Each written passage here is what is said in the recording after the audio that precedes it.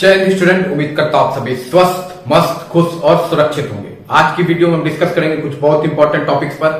आज हम बात करेंगे यूपी आईटीआई इंस्ट्रक्टर 15-16 इंटरव्यू की एक नोटिस आई है, उस पर बात करेंगे। इसके अलावा बाकी ट्रेड के इंटरव्यू कब तक होंगे, बच्चों को क्या करना है, उस पर डिस्कस किया जाएगा।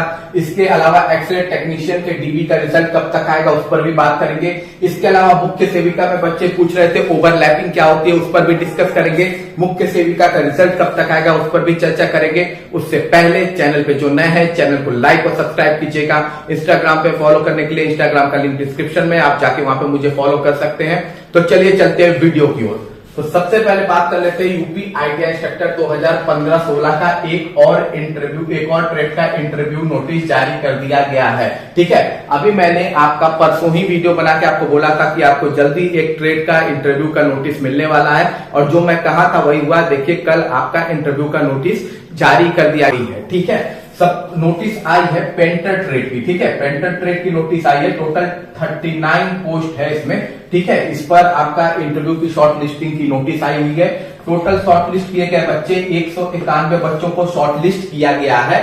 ठीक है, और जो इंटरव्यू की डेट इन्होंने दी है वो दी है 29 मई, 30 मई और 31 मई। 3 दिन दिया है, 29, 30, 31। 3 दिन में 191 बच्चों का इंटरव्यू कंडक्ट कराया जाएगा। और हाँ, अगर किसी ने इसका एप्लीकेशन फॉर्म भरा था 2015 की, चूंकि ये भर्ती है 2015 की, 10 साल हो गए लगभग, 2015 की भर्ती है। अगर किसी ने इसका फॉर्म भरा था और उसका नाम या उसका रोल नंबर अगर मेंशन नहीं है लिस्ट में, तो वो 19 तारीख तक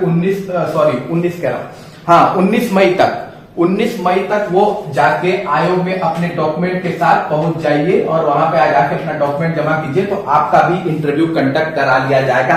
अगर उन बच्चों ने फॉर्म भरा था और उनका इस लिस्ट में नाम नहीं है जो आयोग ने जारी किया है। ठीक है, तो देखिए, मैंने जो कहा था वही हुआ है। एक ट्रेड का इंटरव्यू का आ गया और फाइनली पेंटर का इंटरव्यू का आया। ये 2015 का इंटरव्यू चल रहा है। ठीक है, अब हम बात कर लेते हैं अगली बात की। तो अगली है यूपी आईटीआई इंस्ट्रक्टर 2015-16 के बाकी इंटरव्यू कब तक कंडक्ट कराए जाएंगे।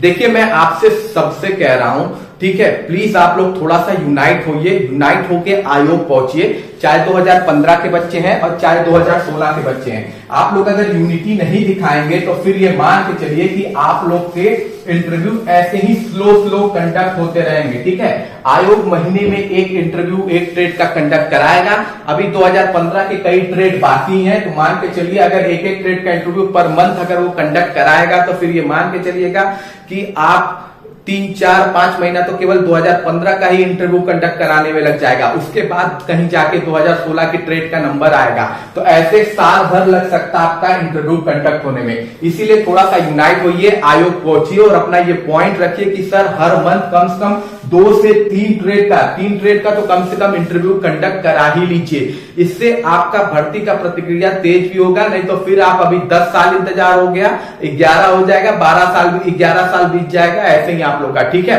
वैसे भी देखा होगा कि आप लोग की सैलरी में भी काफी बढ़ोतरी हुई है।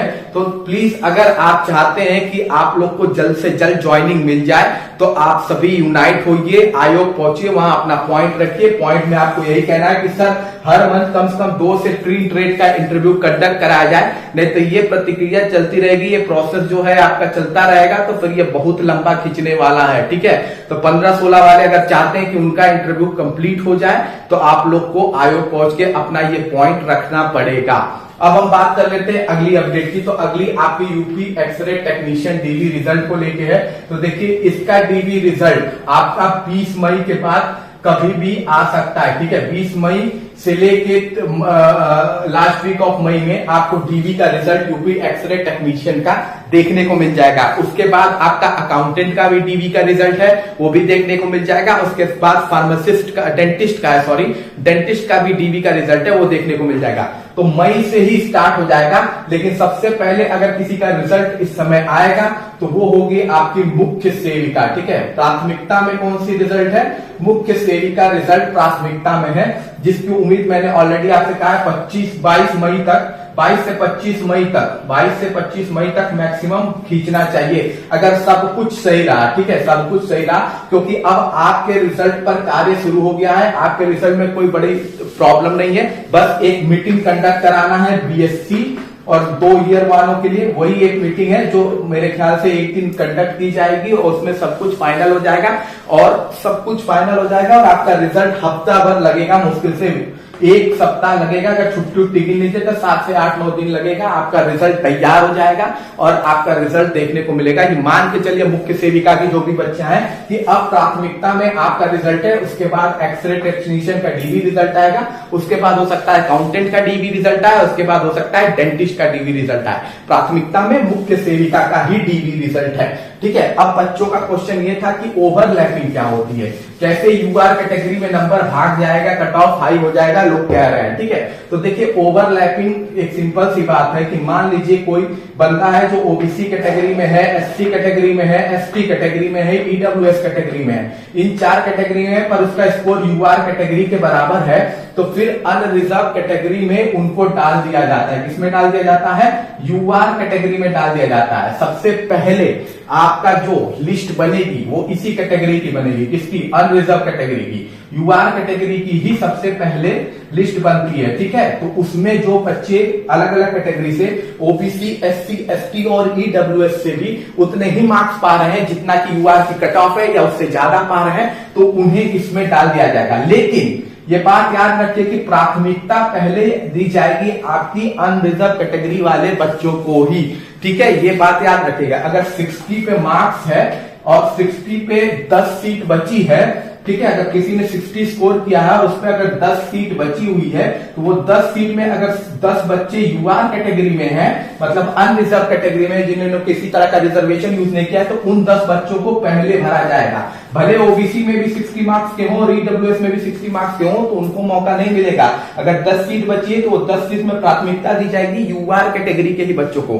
तो देखिए प्राथमिकता तो यूआर कैटेगरी के बच्चों को दी जाती है, पर उसके बाद अगर उसमें सीट बचती रहती है उस पर्टिकुलर कट ऑफ पर, तो ओबीसी, एससी, एसटी और ईडब्ल्यूएस के बच्चों को उसमें मौका मिलता है। सबसे ज्यादा ओबीसी और ईडब्ल्यूएस के बच्चे ही ओवरलैप होकर यूआर में जाते हैं, एससी के बहुत कम बच्चे जाते हैं और एसटी के बच्चे ना के बराबर जाते हैं ओवरलैपिंग होंगे। तो सबसे ज्यादा अगर बच्चे जाएंगे ओवरलैपिंग होंगे तो वो ओबीसी कैटेगरी के होंगे और ईडब्ल्यूएस कैटेगरी के होंगे। इसी को ओवरलैपिंग कहा जाता है। इसी की वजह से कट ऑफ में भी आपका डिफरेंस देखने को मिलता है, क्योंकि जब अच्छे स्कोर वाले ओबीसी के बच्चे यूआर में चले गए तो आमोनन है कि ओबीसी का भी कट ऑफ डाउन जाएगा, एससी का भी कट ऑफ और डाउन होगा, ईडब्ल्यूएस का भी कट ऑफ डाउन होगा, एसटी का भी कट ऑफ डाउन होगा। तो ये चीजें हैं, यही ओवरलैपिंग का सिस्टम है, ठीक है। यही आपके फाइनल रिजल्ट में आपको देखने को मिलने वाला है। दूसरी बड़ी इंपॉर्टेंट बात है कि कट ऑफ को लेके आप जो परेशान है, मैंने कल परसों की वीडियो में ऑलरेडी बता दिया है कि कट ऑफ 60, तो मुझे लगता है 60 भी नहीं जा पाएगी। 60 प्लस की बात तो दूर की है, मुझे लगता है 60 चली जाए तो बहुत बड़ी बात है, पर मैं तो 57, 58 प्लस माइनस 1.50 पे ही चल रहा हूं, ठीक है। उससे ज्यादा मुझे नहीं उम्मीद लगती है कि कट ऑफ भागेगी, इतना हाई कट ऑफ जानी चाहिए मुख्य सेविका की। बाकी आपका कोई भी क्वेश्चन है तो आप कमेंट बॉक्स में पूछ सकते हैं। मिलते हैं अगली वीडियो में। जय हिंद, जय भारत।